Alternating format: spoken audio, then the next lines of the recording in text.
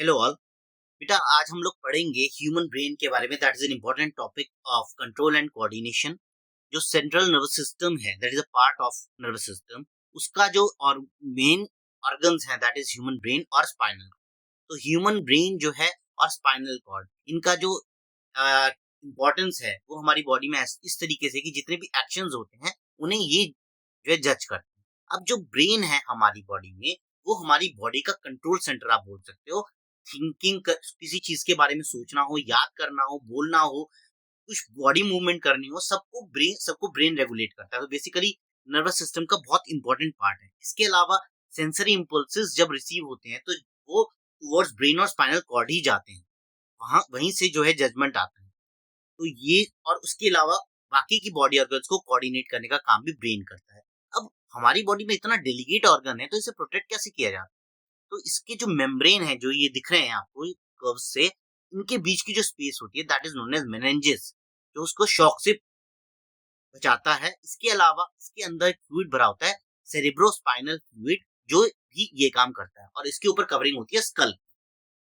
तो यहाँ पर आप सामने देख पा रहे होंगे कि इसकी तीन पार्ट्स हैं, फोर ब्रेन, हिंड ब्रेन और मिड ब्रेन। फोर ब्रेन के अंदर आपको hypothalamus, pituitary gland, cerebrum is the main organ. Mid brain के अंदर जो है वो वॉलेंट्री एक्शंस को रेगुलेट किया जाता है।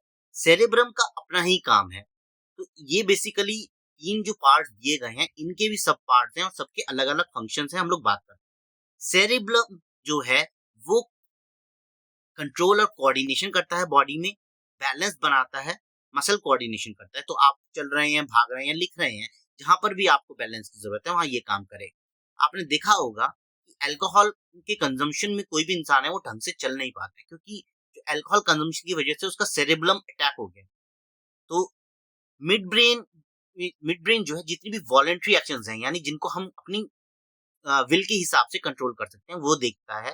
रेस्पिरेशन, सलाइवेशन, ब्लड प्रेशर, ये सब हिंड ब्रेन कंट्रोल करता है।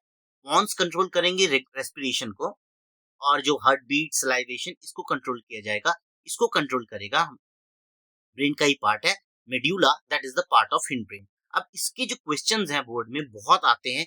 आपको मालूम होना चाहिए कि कौन सा पार्ट किस ब्रेन के कौन से पार्ट के साथ में रिलेटेड है। देखिए यहाँ पर हम लोग देख पा रहे हैं कि जो स्पाइनल कॉर्ड और नर्व सिग्नल्स हैं, क्योंकि जो जितनी भी नर्व सिग्नल्स जो है जनरेट किए जाएंगे वो स्पाइनल कॉर्ड के थ्रू ही ट्रैवल करेंगे।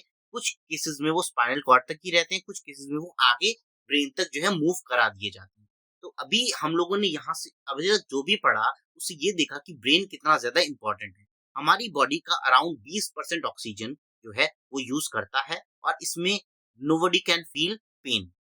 ब्रेन जो है हमारी बॉडी का मेन कंट्रोल सेंटर है। थिंकिंग, मेमोरी, स्पीच और मूवमेंट सब यही देखता है। जितने भी स्टिमुलस जनरेट होंगे उसको भी यही रिसीव करेगा सेंसरी न्यूरॉन्स के थ्रू, जो रिले न्यूरॉन्स के थ्रू जो आते हैं। जजमेंट जो है यहीं से आएंगे।